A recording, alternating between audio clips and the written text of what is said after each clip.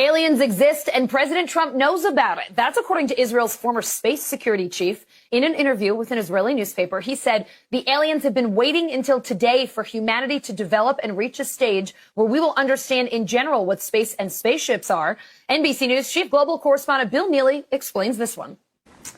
Hi, Alison. Well, this is quite a story, and it comes from the man who headed Israel's space security program for nearly 30 years. Chaim Eshed is making the extraordinary claim that the United States and Israel have been in contact with a group of aliens for years. Not immigrants, but extraterrestrials.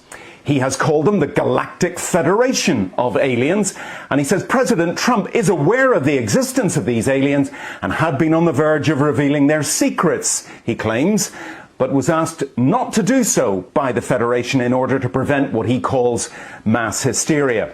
Well, the retired general says the US and Israel have kept it from the public because, quotes, humanity isn't ready and the aliens don't want to reveal themselves until humanity can evolve, he says, and understand what space really is.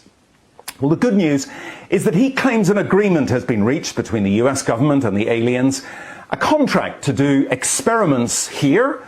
There's also, he says, a secret underground base on Mars where there are American and alien representatives. Now, this former head of a branch of Israel's defense ministry is 87. He was very well respected, at least until now. And he said all this in an interview with an Israeli newspaper in Hebrew, but it's really taken off after parts of it were published in English by the Jerusalem Post today. He says he's come forward now in the hope that his news will be accepted as true. He notes that if he'd made these claims 5 years ago, he would have been hospitalized, but now he says, I've got nothing to lose. Well, so far, President Trump has not tweeted about this, though remember a year ago he did set up the Space Force as the fifth branch of the US Armed Forces. Well, we did ask the White House, the Department of Defense and Israeli officials to comment.